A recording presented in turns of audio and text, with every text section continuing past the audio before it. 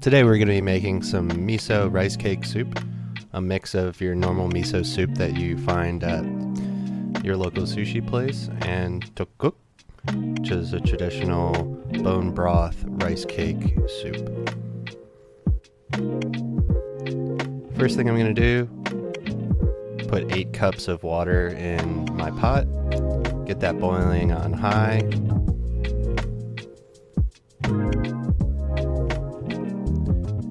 Peel our carrots, then slice off the end.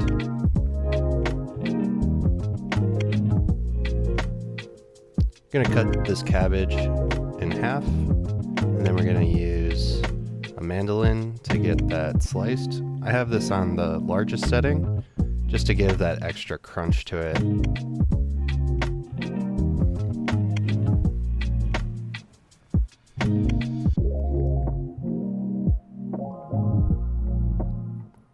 Once that's done, we're going to put some salt in here, and then I don't show it, but I'm going to fill this up with water and let that rest. We're going to turn these carrots every time we give it a slice to give it sort of different shapes.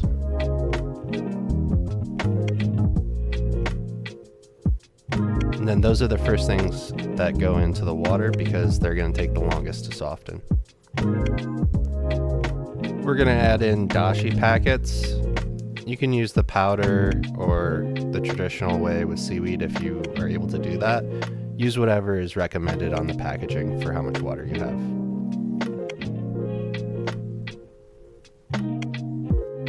Gonna clean up these green onions, take off the slimy portions, cut off the roots, and cut off the tops that are going a little bad.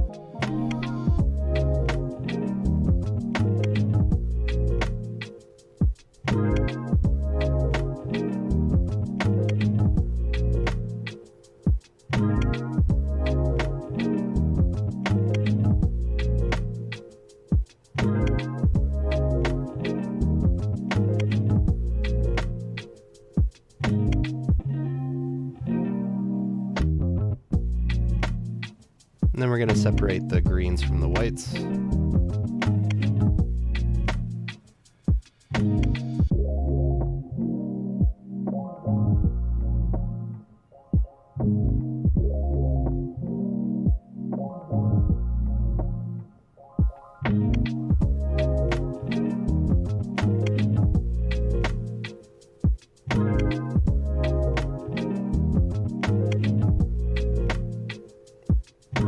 First, I'm going to thinly slice the whites and put those directly into the soup.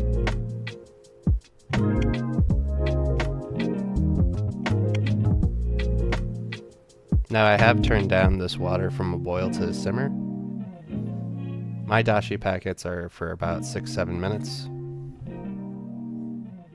So I'll leave them in there for about that long before I take them out.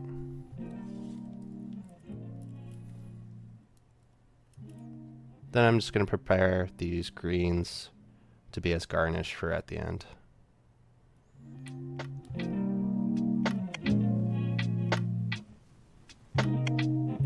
Gonna add in some wakame, which is dried seaweed. Not the crispy, crunchy flats that you find, but the kind that you put in soup. I'm gonna add in about 2 or 3 handfuls. It's really however much you want and however much you prefer.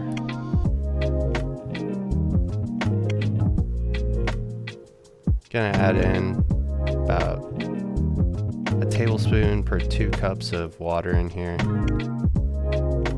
and then 2 tablespoons of mirin.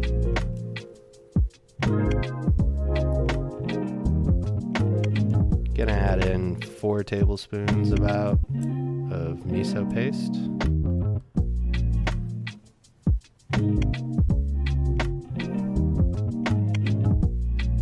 And take out my dashi packets.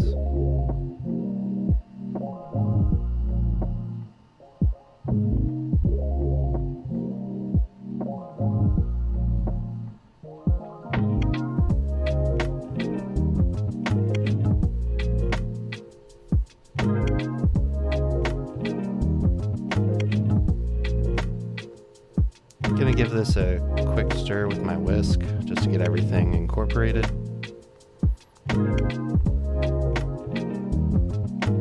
and I'll do that every 5-10 minutes. I'm gonna add in rice cakes. Once again, it's about however much you want in here. This is our whole meal, so I'm adding in a lot to give it extra heft to it when you're eating it.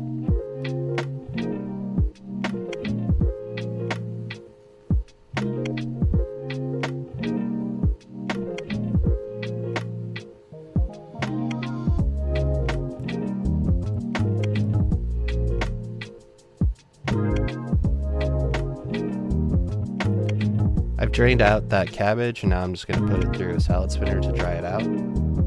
That salt and water method will also help your cabbage stay fresh for longer, as long as you keep it dry afterwards.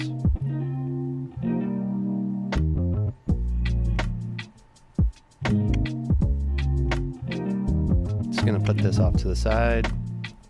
You can see the tteokboki is starting to rise to the top. That means it's about done. Just gonna do a taste, make sure, give it a bite, see that it's nice and soft, as well as taste the soup itself. I turn off the heat here.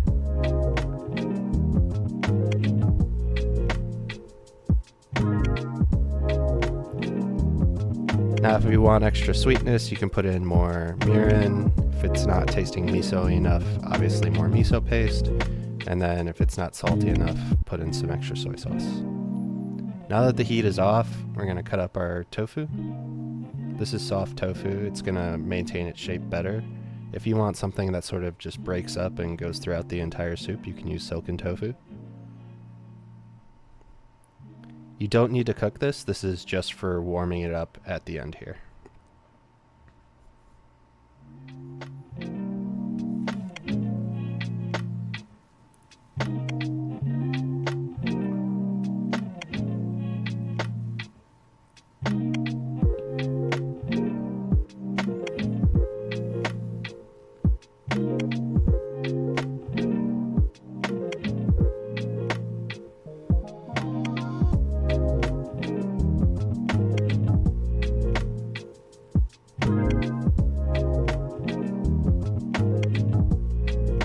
Now I'm gonna plate this. Just gonna get a hearty scoop and then add our cabbage and some extra green onion.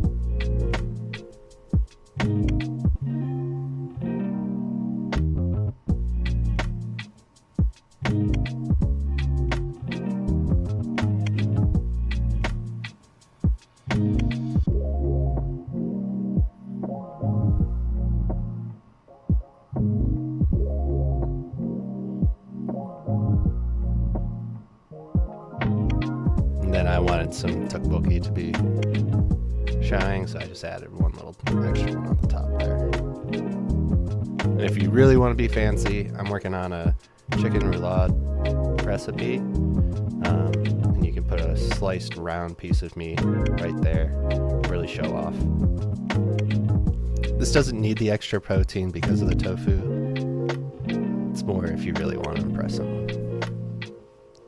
Now this isn't something you can just have for dinner. I'm gonna show you how I made this for my wife for breakfast. Especially in the winter months, it's nice to just have something warm to eat right before you head out. And this is the exact amount of time. I'm not cutting anything here. I'm just gonna warm this up in the microwave and then do a quick scrambled egg that I cut into strips and little rolls and put it on top as garnish.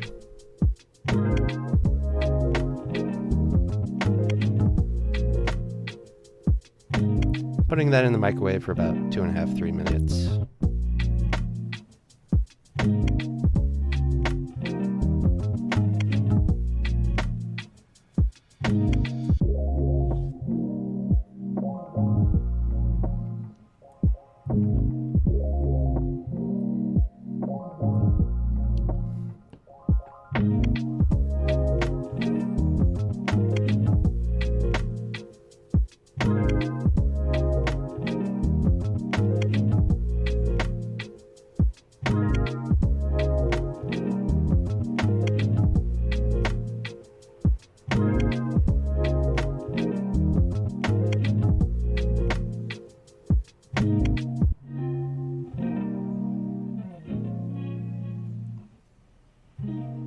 my pan out, gonna heat that up. I did take some of that soup out. That's why it took me so long to get back.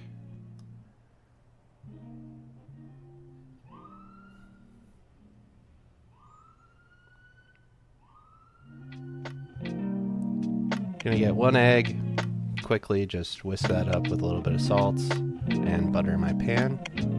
Doing this on medium-high heat so that the egg starts cooking almost immediately as you put it in the pan.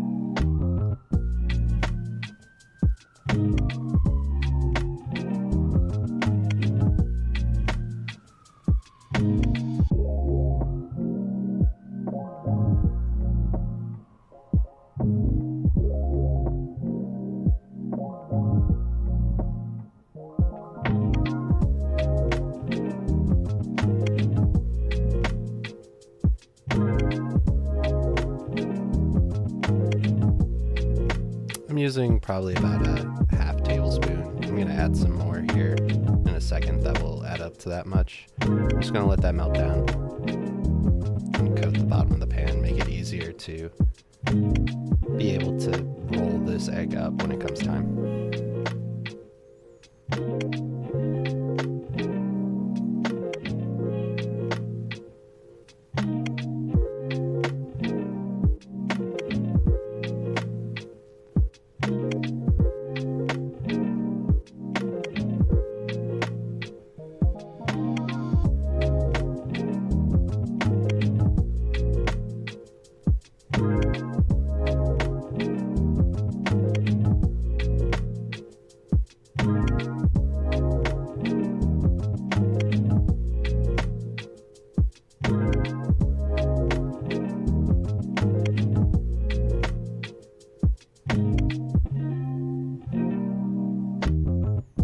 I'm just going to move the pan around, try and get an even coating of egg in every corner.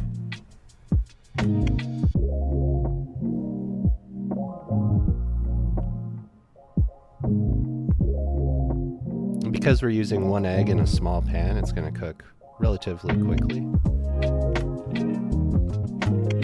Just going to take a little bit of black pepper, sprinkle that on.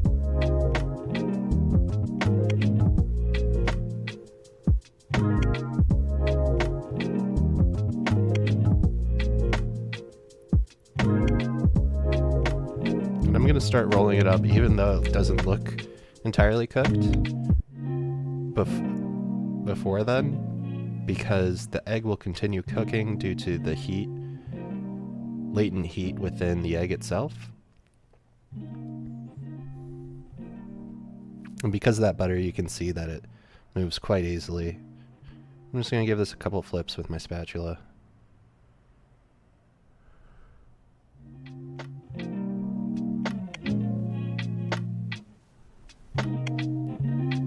And if I had left that on there longer, it would have browned, not been as pretty. And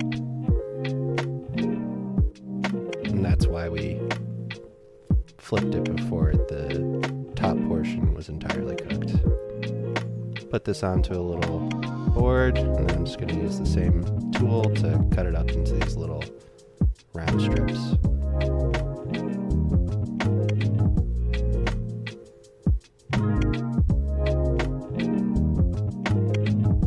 There, just gonna put them on top. Once again, not something you need. There's plenty of protein in this dish by itself. A little extra garnish goes a long way.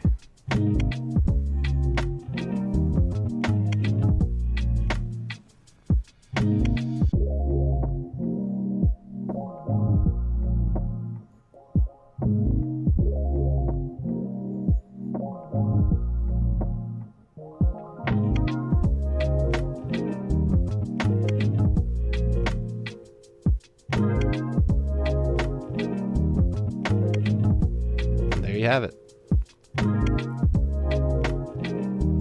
Like and subscribe. Leave a comment if you have any questions, or if you want to know more about that chicken roulade I'm working on. Yeah?